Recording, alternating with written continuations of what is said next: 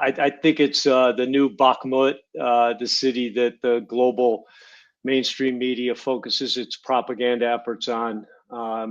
And that's because, as we've talked about in the past, Ukraine and Vladimir Zelensky and the EU are now the global nexus, the center for this propaganda network. And so we know Pokrovsk is about to be lost because that same global MSM are in unison stating that Pokrovsk has no strategic battle or value.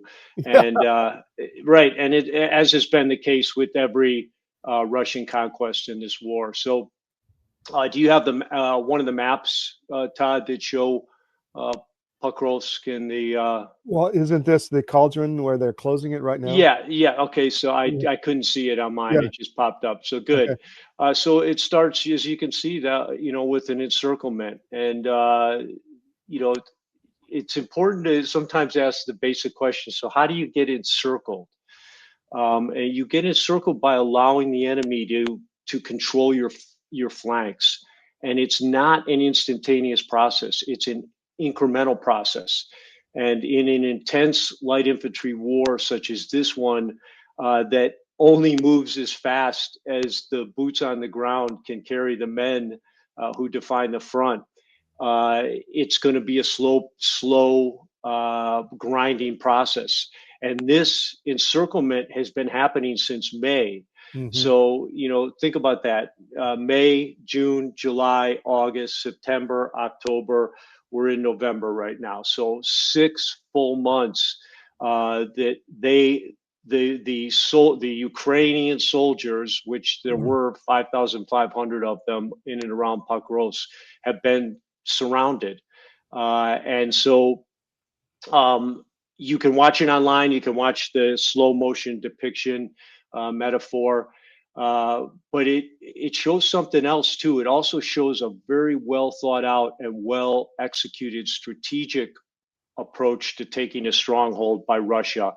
And for all our viewers, most things in war come down to principles, and the principle Russia is using here, the timeless principle, is don't charge the machine gun nest, go around it. And that's what you're seeing over and over on these Ukrainian strongholds. The Russians aren't taking the bait. They're just working around the edges until they surround them, cut off their logistics, and then starve them. So, the question about Pokrovsk is how did it happen? Well, we talked about 6 months, but I have some fascinating info from the ground that shed some light on what was happening during those 6 months. So as far back as June, July timeframe, a group of company grade officers, and again, company grade is lieutenants, captains, the guys literally on the front, commanding the guys who are fighting on the front, and they got together and went to a brigade commander, the brigade commander, I won't name the brigade, in Pokrovsk, and pleaded with him to act with haste to convince the higher headquarters that they had to begin thinning the lines. And these guys, this was not, we just got to get out of here. This was not a panic thing. They had come up with a plan, which was, from what I've heard, made total operational sense. It was thin the lines. If you look at a terrain map of Ukraine, you'll see there's actually better terrain to fight for to the west of Pokrovsk. And so their plan was to thin the lines, reestablish their positions. It's about 6 to 8 kilometers west to a new, stronger position.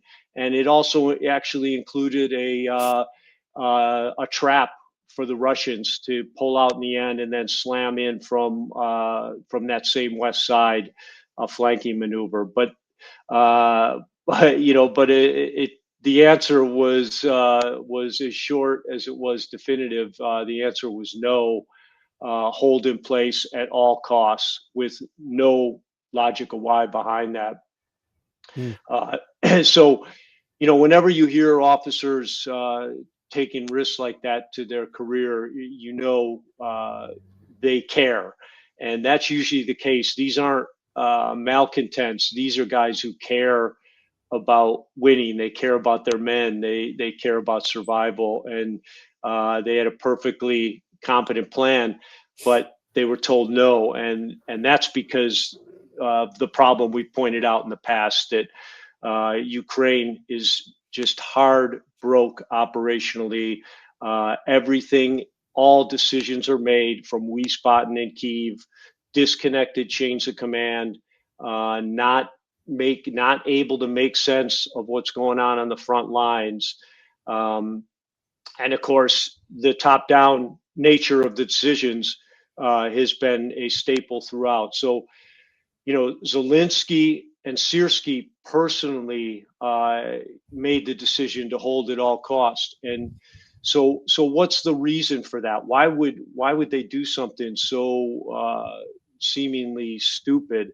The reason is because Pokrovsk produces coking coal. It's the sole source of coking coal, which is vital to Ukraine because it's the sole domestic source for the country's steel industry.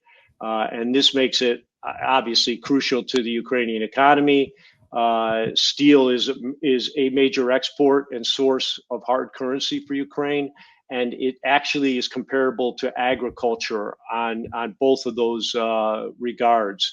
So without it, Ukraine's steel production will decline significantly, and it'll have to rely on more expensive imports. So, which means the EU taxpayer. Yeah. So, so as I mentioned, Zelensky and Syrski made that decision to hold at all costs, and this is the central issue that Ukraine has had throughout the war. The decisions on the battlefield are still being made out of Wiesbaden and Kiev, and in both those locations, you have NATO generals and their massive staffs, as well as Ukrainian generals and their massive staffs. And on top of those massive general officer and staff conglomerations is Zelensky, who has made himself a cog in the Ukrainian military decision-making process. And so stop a minute and think about that.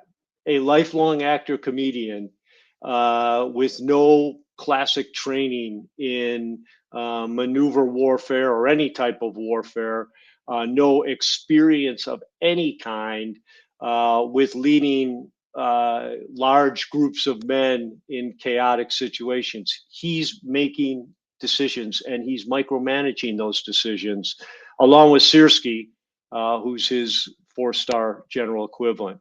And now think of that in terms of, just think of your image of Vladimir Zelensky over the last, you pick 1 month, let's pick 6 months. I checked, he's actually been out of Ukraine more than he's been in Ukraine in the last 6 months. And of course, that makes sense. We see him in Brussels, we see him in DC, we see him everywhere. We see him in the UAE, we see him everywhere, usually except Ukraine. And so the reason this is so important to process is this guy is making battlefield decisions. You don't see him at the front, Pete. Exactly, but you can't, even if he wasn't at the front, if he was sitting in the basement, somewhere of a dugout and 24/7 immersed in this battle, he would still need to defer to the guys on the ground, but at least he would be on top of what's happening and he'd be able to give a quick, I don't know answer. What's happened now is because he's such an integral part of their decision-making process, no one can move. So let's go back to those lieutenants and captains. So in June, July, they go to their brigade commander. Imagine the basement of a rubbled building late at night. Boss, we got to move out of here. He immediately sends the request back up to higher headquarters. For the majority of the last 6 months, they've probably just been waiting for answers. When you can't get an answer, opportunities slip away. You can't seize those opportunities, which are always fleeting on the battlefield. Yes. And just as important, you can't avoid disasters. And in a terrain war like this, again, these guys, they can see disasters happening. You know, when you sit in a position for a long period of time, you begin to understand that position at a savant-like level, meaning, you know, you can look out from your position and say, okay, if they take that copse of trees over to my right, I'm finished. Yeah, And you can all see my this flow. positions are. It's like a chessboard. You can see the moves ahead, right? Yeah, Yeah. yeah.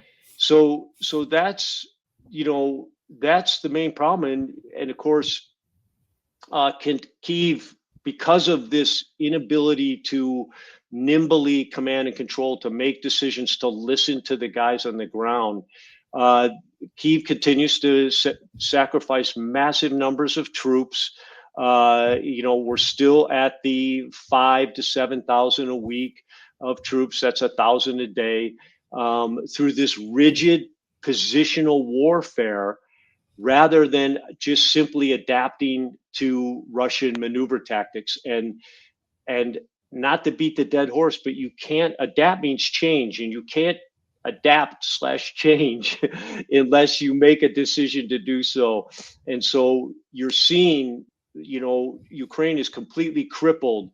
Why Russia is focused on destroying enemy forces and not capturing territory, Ukraine is trying to defend territory. Mm. And so, and Zelensky, instead of being focused on the greater good of his guys and the survival of his army, is focused on, you know, accumulating Western support and rubbing elbows with, you know, these VIPs across the globe, and his global influencers. And in so doing, he continues to mislead the public about what's happening. And so 4 days ago, Zelensky said, we control Pokrovsk. The Russians have some men in the middle of the city, and we're cleaning them out right now. Syrskyi said, we control Pokrovsk. What you're hearing is not true. Russia will be expelled from Pokrovsk shortly. Those were their statements.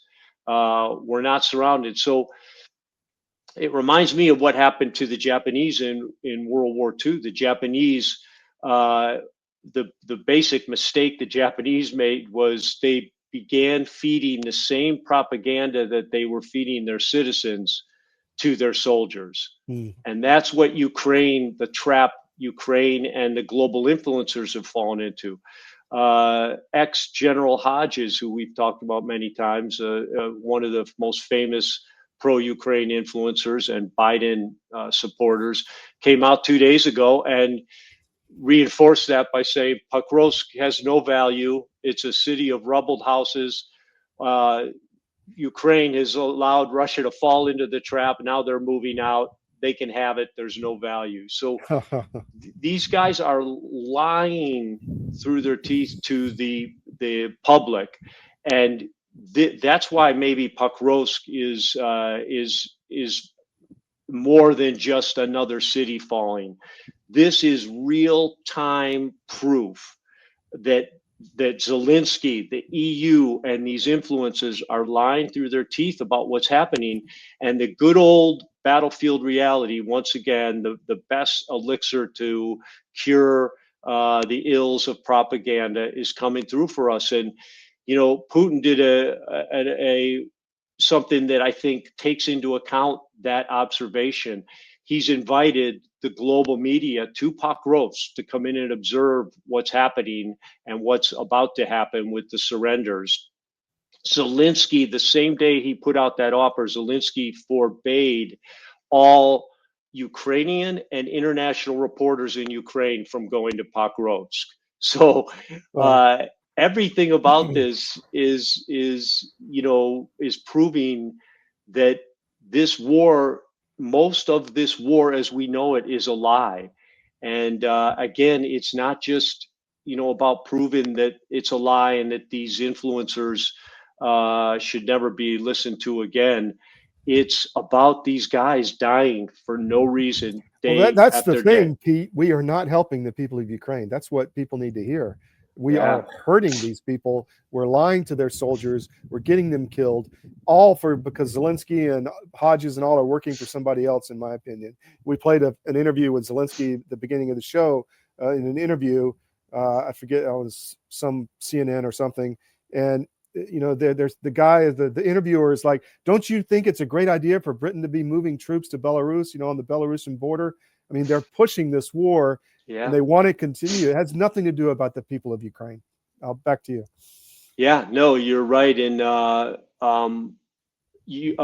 Britain is, Russia's already pointed this out too. They are the center focus of this thing. You talked about it in an episode many months back about their historic, bizarre hatred for Russia. And you could see it every day. They're still making announcements. Yesterday, they sent their latest, and I'm sure it doesn't work, anti-drone technology, which was a multi-billion-dollar project that they had been working on. They cut short. They produced these drone detectors, and they just sent them to Belgium because Belgium has been continually closing its airport due to drone traffic on the perimeter. And that traffic, this is now 3 times it's happened. Twice they've caught, it's just locals flying their drones, which they know. An air traffic controller knows where a flying object takes off from and lands at. But this propaganda cycle is working not just these leaders of these countries into a frenzy, but their people into a frenzy. And when reality is saying, not only is there nothing to be afraid of, but this is a massive murdering effect that these propagandas are causing on the people they're supposedly supporting. Right. It's just it's a shame, but we got to wake people up to what's going on so that they can, say enough is enough. I've got 2 videos. Let's start with those. I got one with the 12 guys getting out of the chopper, and then another one with the gentleman talking. I'm not sure who that is. Yeah, let's show the helicopter insertion. Okay. I've got some on the ground info for that one too. I thought that was. Oh, I have to hit play. Hold on one second. Pretenses, and the difference is that the Russian government has been able to pay huge sign-up bonuses of up to 30,000 to join the army. Ukraine does not have that, so this will have to be addressed down the line. The sooner the better. I've said that eventually we'll run up against this problem. Europeans will have to probably step in with boots on the ground, one way or another, or find money for Ukraine, for the Ukrainian government to pay those high sign-up bonuses, because as it is, we're on the losing side of this issue, unfortunately. So yeah, that was an insertion of special ops forces by the Ukrainians, and they were completely killed by the drones immediately, right? Yeah. So Todd, go back to the encirclement map. Show that real quick. Hold on, I have to load that back. Hold on one second. Okay, yeah, because I want to show. So what the video was showing was a Black Hawk insertion of 12 Ukrainian special ops soldiers, and the area that they went into. So if you look on the top of the map at that red blob, it looks like a bird with the beak on the top. The air assault was right up around the head of that beak. So middle of the map, top of the map is where the air assault landed. And that red mark in the middle simply shows the last opening of the encirclement. So they were flying in. This was another example of what we just talked about. It was an idea by the general's staff, Syrski's staff, on how to keep this corridor, this ever-thinning corridor, open. And the idea was, well, let's just send some of our best special operators, and they can take this position and hold the position open so that the rest of our force can E&E out. So they sent 12 guys in. They had some drones. They had obviously massive commo technology, and they had a small amount of anti-tank weapon systems. And this idea was that they would fly in by helicopter and just sit at this line, and these special ops guys could do something that conventional guys can't, which is somehow repel artillery and drone fire that doesn't recognize what type of unit you came from, only that you're human. But it was an unbelievably foolish move. Just to fly helicopters to the front shows the desperation. The reason this hasn't happened is because it doesn't make any sense. You can take a Black Hawk out with the smallest drone that we have, the smallest explosive charge. So helicopters are incredibly vulnerable to every drone, including the one you have, in your house. You could fly that through the door of a helicopter and take a helicopter out. Unbelievably foolish move, desperation, again, not listening to the guys on the ground. Russia blew the lid off that because of a tactic it uses, which is to flood areas with drones, and then to save on power and to allow them to do continuous coverage. Those drones sit down on the ground and go into a dormant electronic state. They can still be reached by signal and turned back on, and their camera is on. So it's like having a OP, an observation post, anywhere you want. And one of those cameras spotted the helicopters coming in. That's how Russia, defeated this whole thing. And of course, by the time they landed, Russia had a drone swarm. That's why they filmed this above them and killed every single one of these guys. Some of their best, most elite special op guys, equivalent of Delta Force or SEAL Team 6, all killed, all slaughtered on the ground. Again, for a desperate move by headquarters, disconnected hierarchies that can't make sense of what's going on the ground. Wow. So I'll just roll through. This is a slide with Zelensky that the blame is starting to come to him. Yep. Is that what this says, basically? It is. And I don't know if you've got the prisoner thing, but the prisoners are overwhelmingly saying the same thing. They're leaving these guys out. There's dead bodies all over the place. There they are. This is a great aggregation of what we've been seeing for many, many months. None of these comments are new. Scroll down a little bit, Todd. There's I can't okay. scroll. I'm sorry. Okay. So these guys just talk about the same common themes. They're being dropped off in places with no guidance. Two of these guys, one of these guys that you're seeing is a volunteer. Two of them are forced conscripts with massive medical problems. The guy in the bottom left can't see out his left eye, and his right eye, he has like 40% vision. So he's blind. They found that guy wandering around. One of the guys volunteered, but they said the same thing. They're not armed properly, not equipped properly. They're dropped off in places without any guidance. Whenever anyone leaves from a location that they're in, they never see those guys again. There's dead bodies all over the place. They sat in their trench. The two guys, the top guy and the guy on the right, sat in their trench for a month, waiting for someone to come take them out. And that entire month, they were surrounded by the dead bodies. They would just put leaves on them to try to neutralize the stench.